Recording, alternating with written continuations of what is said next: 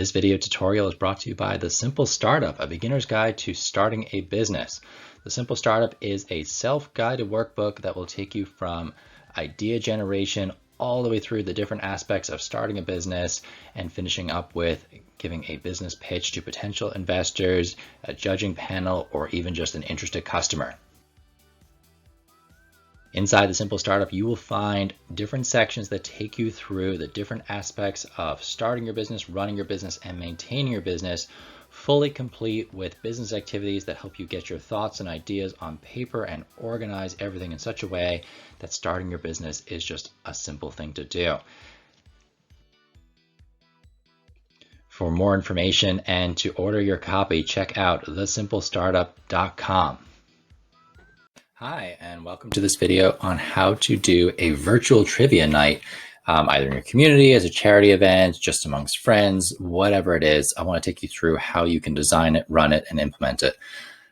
So for your virtual trivia night, you're going to need to figure out first what you want the setup to look like. So first thing to think about is how long do you want your virtual trivia night to be? What I'm finding is that each round is taking about 10 to 20 minutes, depending on the type of round it is.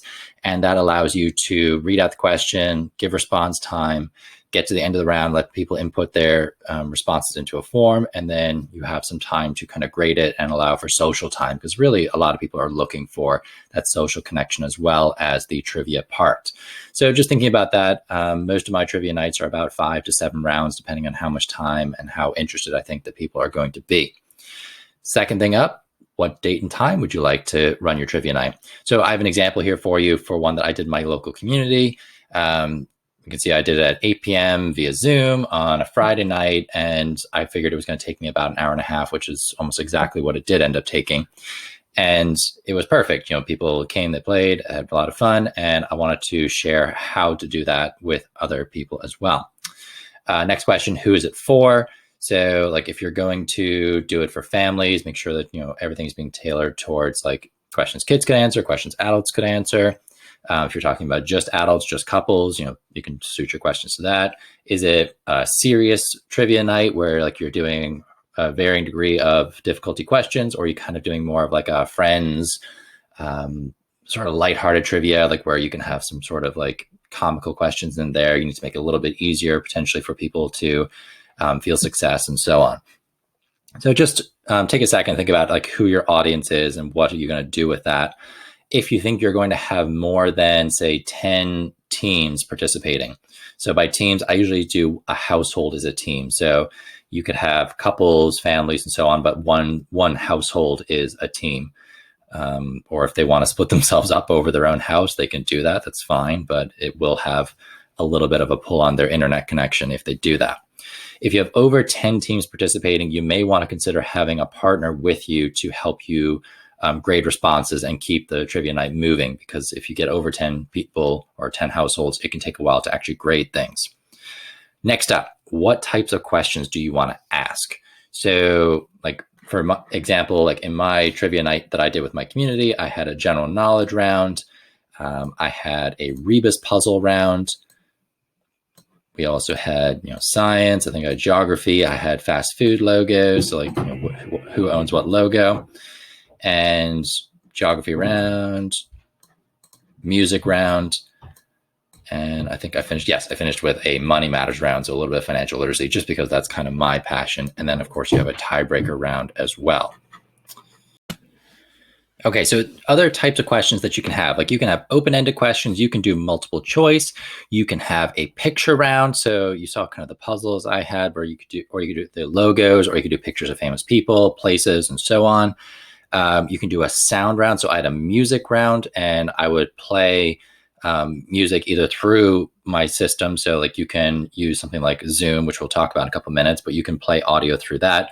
Or you can just set up a speaker with a phone and just play a clip of an audio track through that. I actually did that for my first round off of Spotify. So I made a playlist of TV show tunes and just queued them up, played them 15 seconds each, paused, rewound, played again. And that worked perfect. People were able to hear it and able to answer the questions just fine. So it doesn't have to be anything super technical like that. If you're doing a video round of some sort, That one probably you want to make ahead of time. So if you're doing like clips from a show or you're doing whatever you would use a video round for, make it ahead of time and have it ready to play out, either putting it on something like a YouTube where you can just share your screen and play it on YouTube, or you can send out the file or whatever it is you want to do for that. All right, so once you figured out the types of questions you want to ask, next up, I would do your rules. So this is all kind of the stuff you're thinking about before you even begin building.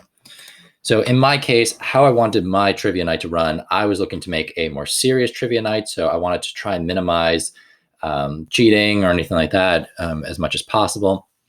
So what I did was I asked for everyone to have the Zoom call on a laptop, so they had a bigger screen than just a phone. I asked them to put the laptop up on a table, and they're at a table as well, so either in their living room or at the dining room. Some people actually chose to like cast it to their TV, and then they were all sitting around like a coffee table. That works too.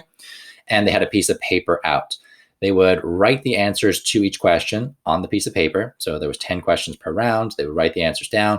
And then at the end of the round, I gave them like 2 minutes to input their answers into a Google form and submit that. And that's what I used for grading. A couple reasons for it. I've seen other trivia nights where people are self-grading, or they're holding up their piece of paper to the camera and you're trying to like grade it on the fly. You can do that. It's just, I wanted something that was easy for me to keep track of. I didn't have to like have people hold up a piece of paper for like 10 minutes. If you're self-grading, like there's always that question of like, how legit are you being? And if we wanted a legit trivia night, this is what I was looking for. So by allowing only that 2 minutes at the end, you're keeping people off of technology until they have 2 minutes to submit their answers via form. And in that time, like it's unlikely they're going to have much time to Google answers. So you're less likely to get the temptation for people to get off task. And if they're doing it on a phone or they're allowed to have technology in their lap, there's always the risk that, somebody's going to go off task and start looking up answers or just not participate fully in the first place. It's nice to be able to just put your phone down and, write something, and with the content coming from the screen on a table or TV. And then how you want to score it. So for me, I do 2 points per question. That allows me the flexibility of, if someone's kind of like half right or they had most of the answer, I can give them 1 point out of 2, or you can just choose to do 1 point per correct answer. Totally up to you. And then how are you deciding your winners? Is it most points at the end of each round? Is it most points at the end of 7 rounds? Build in a tiebreaker question just in case you happen to have 2 teams tied at the end, and you can say, okay, here's our tiebreaker question. So then the next part up is, how do you build this? So the things you're going to need in terms of technology, you need either a PowerPoint or a Google slide or some other format for presenting a slideshow deck, like you see kind of me using here. I'm using PowerPoint. And just reason is that's a great way to display the question for the people at home rather than you just reading it out. Problem with reading it out is, you have to be pronouncing everything correctly. If there's a break in the connection of the technology, you're going to get a lot of people saying, oh, can you repeat that question? Whereas if you visually display it and read it, you're kind of taking care of that. So I noticed when I was doing this with my community, I got very few requests for seeing a question again. So the fact that they could visually read it and also hear me explain the question out loud helped. So I would encourage you guys to do the same thing. You'll also need some form of way of collecting the responses. I recommend using a Google form. It's free, it's easy. I'm going to show you how I set it up as well so that all the answers went into the same place. And then you need a place to grade it, which in our case is going to be a Google Sheet. And then the final piece you need is a way of broadcasting your virtual trivia night. I recommend using Zoom. Couple of reasons. With Zoom, you have the ability to share a screen, which is important. You have the ability to mute all participants. So if you are the admin of the call, you can go to the participants and mute everybody, which is really nice to be able to do. And then you can also have a chat screen going up as well. Like there's just a lot of things I like about Zoom that makes it suitable for a virtual trivia night. And they've updated their security measures now, so everything is password protected. So only people with the link that you give out will be able to get into the virtual trivia night, and you can use waiting rooms to make sure that people are checking in who are supposed to be there. If you are doing this as like a charity night, or you're trying to make money off of this, so you're providing a game night, the waiting room is nice because you can check people who registered or who paid ahead of time, look at the waiting room, and if they did not pay or did not contribute or donate or whatever it is you're saying, you don't have to admit them to the game. They can stay in the waiting room, or you can just say, no, you're not coming in. So it's got a lot of features that make it useful in that sense. Okay, so let's talk about the creation of your actual trivia night. Once you've decided your rounds, the topics, now I would start actually making the questions first. So rather than getting all your technology set up, I would make sure that the PowerPoint or whatever it is you're going to use is ready to go. First up, I would have some sort of cover image. This is a good one to have shared so that when people start logging and getting into the waiting room and then they come into the call, there's actually a screen ready for them that kind of says, oh yeah, you're in the right place. And it also kind of gives something for them to look at rather than your face while you're trying to set up everything. I would have a rules slide. So again, rules of how you're going to run the trivia night, go through them again. Wherever you're creating your event, I would also post these rules so people are aware of these ahead of time. So they got their pencil ready, they got the paper ready, they got the laptop set up, and so on. But it doesn't hurt to go through those again and ask if there's any questions. Then as you're going through your questions, have a title slide for the round and then what the round is about. And then questions displayed. Some good rules of thumb. Don't let your questions be super long. Try and keep them as short as possible. Make sure that the font is large and easy to read, and it's got a background that is visible. Again, so a light background, dark font, or vice versa is a good way to go. And then you should be able to just manually go through your slides with the different questions. And then what I found works really well is at the end of the round, instead of going through all the questions again, have a summary slide that says, okay, here are the 10 questions once more, quick read through them, and then you leave it and you say, okay, now I need you to input your answers into a Google form. And again, I'll go through that in a second. Also helpful when you are ready to announce the answer. So you've closed the Google form or you've gotten all responses in and people want to know the answers. This is where it's nice to have a partner, by the way. So someone who can grade while you're doing this. You can go through the answers to the different questions with them. And people like getting the answers. They want to know what they are before they move on to the next round. So it's nice to just have those ready to go for them. Just make sure that when you're keying through your slides, you don't accidentally key onto the answer slide before you move on or before you let them submit their grades. So the second one, like same thing again, if you're doing a picture round, it's nice to have the individual round pictures, but what I actually found worked really well for me was I just basically skipped to the summary picture, and it was large enough that everybody could see what the pictures were. And I just explained, okay, here are your 10 pictures. You've got 5 minutes starting now, and they could go at it in any order they wanted. They can think about it and so on. So rather than you going one at a time and then having a summary, it just shortened things down a little bit. And again, have your answer slide. So like same thing with the fast food logos round. I kind of went straight to the summary slide and said, okay, here's your 10 logos, identify what each logo is. And then for the music round, I just had a separate slide for each one just to let people keep track of which one was which, and it actually helped you keep track of which one was which as well. And only thing else you need then is a tiebreaker question. It should be something that either is a little bit more on the difficult side, or sometimes what's nice is if it's got like 5 or 6 parts to an answer. Name as many states as you can from New England or something like that. And whoever gets the most answers right is the winner. So like it's a little bit more than just a single question, but it's totally up to you how you want to do that. You could do like a first person to submit the answer or shout it out would be the winner, like whatever you want to do, like come up with a fun way to do your tiebreaker. All right, so once you've got your trivia night questions made, like you're ready to go, make sure you have the answers written down somewhere as well. So you don't want to like make the question and then forget to write the answer down, have to go look all those up again. I search for my questions online. There's tons of banks of trivia questions out there. Find questions you want, make sure you write the answer down as well. And now we're ready to start building the next part, which is the Google Forms. So if we go into a Google Drive, create a folder for this, and then generate 7 different, actually, let's do one form first. So you open up the first form, things you want in here. You want the title slide. So, round 1, what do you want people to do? We need them to put a team name in and use the same team name every single round. So that allows you to identify, which answers go with which team, making sure that they are inputting their answers into the correct spot, and don't use a search engine. So again, I put a little call out there. Please don't compromise the integrity of the game. So team name should be the first one. I also mark that as a required question, just in case people would get ahead of themselves and forget to put it. So they cannot submit the form unless they put their team name in. After that, it's just question 1.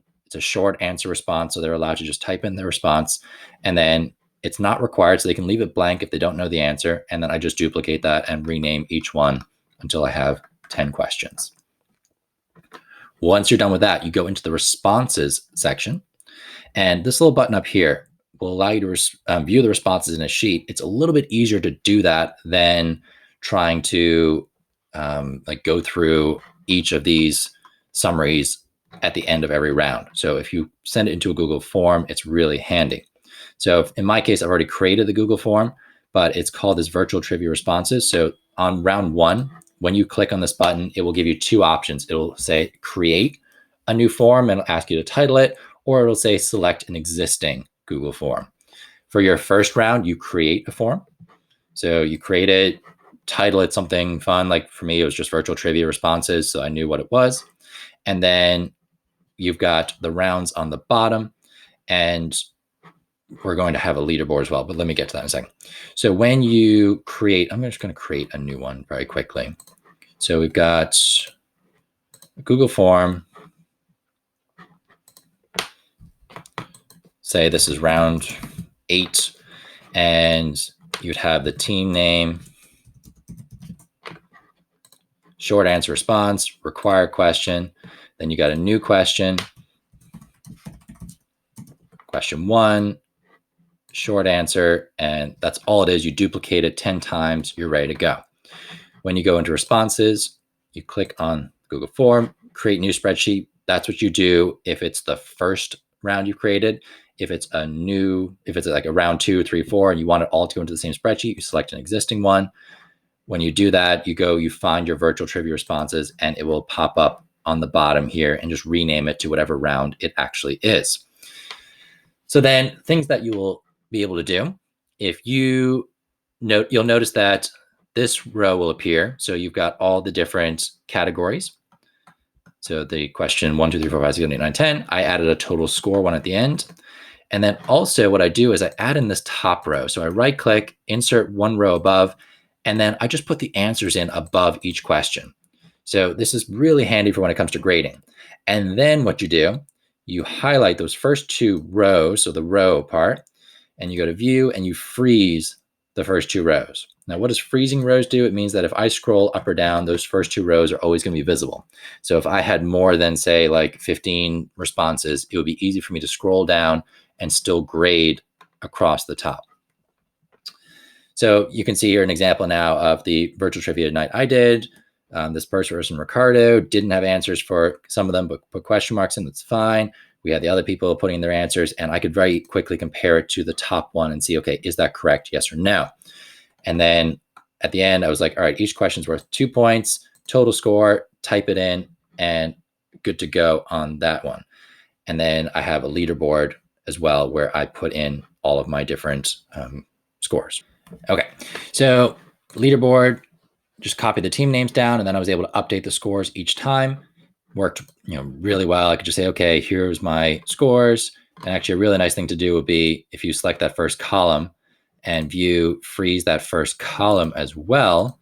Now when I scroll over it, that should be visible for me as well. Actually, column A is hidden. That's why I can't see it. So I want to freeze the first 2 columns. There we go. And now when I go over, I can be like, all right, here was the score for each of the teams, pop over to my leaderboard, put them in. So that worked for all of my rounds. They're all basically duplicates of each other. So you just create a new form, you link it to the existing spreadsheet. It will give you a new tab for each one, and very easy just to keep track of all of your answers and inputs and so on. All right, so we're ready for almost the final part. This is the Zoom meeting, or how you're going to record this particular session. So you go into zoom.com. If you don't have a profile, create one. You just want the free basic version. And then you're going to go into meetings, and you're going to schedule a new meeting. So this is the one where you're going to say, okay, this is when it's going to happen. So this will be trivia night. Don't need any other description really. When's it going to happen? So, you're going to do it at 8 p.m. on a Friday night. How long you expect it to take? I would say, aim for put 2 hours down, even though it doesn't really matter. You just need a start time. Things like the meeting ID, have that generate. Meeting password, let that automatically generate. Hosts and participant videos, have them automatically turned on because you want to like be able to see people, say hi and so on when you start. Same with your video, but you're going to be sharing a screen to start with. And then only allow computer audio because you don't want people calling in on a phone. It would be pointless if they were to do that. Enable the waiting room. So that means people are going to sit in the waiting room and you will have to admit them to the chat before they're allowed to go. You hit save and there's your meeting. And usually what I do is I just copy the invitation, and this bottom part is all people need. So if you copy that and then say go into a Facebook group, I created an event in my local community Facebook, and I just posted that Zoom link as part of the description so people were able to log in and access it at the time. If you're being a little bit more private about it, you can ask people to register with you. So send you an email and you can email them back the Zoom link. You can say, here's the description for the event. Here's where you pay. And if you pay, you'll have an autoresponder going out with a Zoom link. It's totally up to you how you want to run that. But Zoom is a nice platform for being able to do that. So say, we're ready to go. I'm just going to show you a couple of things on Zoom very quickly. So you have your basic Zoom functions, and let me take you through these quick. So you got your microphone, you got your video. Security is a new feature that's been added, and that's where you have your enable waiting room. You can let people do different things. So really, if you want to do it quick, you don't want people to be able to share the screen, but you do want them to be able to chat, and they can call themselves what they want. Ideally, if they call themselves their team name, that really works well. Manage participants, so you have all your people pop up as they come in. The nice thing is you can mute all. So everybody gets muted. Really good to do when you start the round. So you're starting to explain what all the questions are, the rules, and so on. You don't want people talking about the answers with their own team and it traveling across their microphones and everybody hearing their conversation. It also stops the reverberation of audio. So when you are about to start the round, let everybody know, hey, I'm going to mute you guys, mute them, and then start talking through the questions. So then you would pull up your PowerPoint and so on. So what you do to get the PowerPoint up, you go to share screen, you click on the PowerPoint or whatever it is you want to share, and you should have your home screen up and displayed. So you actually go to a presentation and have this screen shared for when people come in. So when your display screen's here, they come in, they see it, they're like, okay, I'm in the right spot. And you can still talk through the background, welcome people as they come in, encourage them to chat, mingle, and so on. I would start your feed maybe 5-10 minutes before you said you were going to start. So if people want to come in early and chat, they can do. And then just thumb through the questions. What I like to do is have two screens. So actually, I plug into my TV and I put the PowerPoint up on the TV screen so that when I go to share, I can share the TV screen version of it. So all they see is this round one general knowledge. But on my computer screen, I still have the ability to see the Google Sheets, the Google Forms. The chat window is a nice thing to have as well. So when you are in your Zoom call, so let me stop the share quick. When you're in your Zoom call, so you've got this screen on your laptop and then you've got the PowerPoint on a second screen, you can have the chat screen open and that'll allow you to, so you can see down here on the bottom, since there's nobody really in here, it's not like there's anything happening, but you're able to chat to individual people. You're able to type in the chat message. And then, so what you do at the end of the round, so you get to the end, you're like, okay, guys, we're on to end of round one. You hit the send button on your Google form. You want the link option. I usually shorten the URL and then copy that and then paste it in the Zoom chat. So you say, okay, form is in the Zoom chat. You will need to highlight it, copy paste it into a window, and you've got 2 minutes to type in all of your answers from your piece of paper starting now. And you can either have a 2-minute countdown timer somewhere visible. You can just say, all right, guys, we got a minute left. How's everyone doing? And you can see there, it's nice if you keep their video screen open on this so you can be like, all right, everyone good? Or there's a reactions button down here. Give me a thumbs up if you are good to go, and then moving on. Fun thing to do, and it's a nice feature for Zoom, is this breakout room idea. Like say you get to the end of a round and everyone's done putting their answers and you just want to grade. What you can do is say, okay, guys, I'm going to put you in a breakout room. We're going to have, automatically goes in. We're going to have, so there's 10 people on the call. We're going to have 5 breakout rooms. So that means 2 people per room. And you're going to just randomly get sorted into this. So you get to introduce yourself to one new person and, learn a little bit about them and chat for 5-10 minutes. So it's nice that, people can actually have conversations and you're not trying to talk over 10 different people on a video. Just a useful tool of Zoom that is worth having. When you're done, you can unmute everybody. So say everyone's put in all of their information, the form's been submitted. You can see on your Google Forms, so the virtual trivia responses, I can see that the 5 people on the call have all submitted. So everyone's done. You can go into the form if you want. So you can say we're no longer accepting responses. So that's, cuts it off from anybody else coming in. So at the end of your 2 minutes, 3 minutes, 5 minutes, whatever you give, just, hit that, stops people from submitting. And then you can say, all right, unmute everybody, off you go, chat. And then when they're done, when the call is done, you just hit end meeting and end meeting for all. It's all over. All right, I think that is it, guys. You've got all the stuff you need in order to make your virtual trivia night. If you have any thoughts, questions, please put them in the comment section of this video. And good luck. I hope you have some fun creating some nice trivia situations for your community, your friends, your family, especially during this COVID-19 time when people are just dying for some sort of social contact and something to do at home.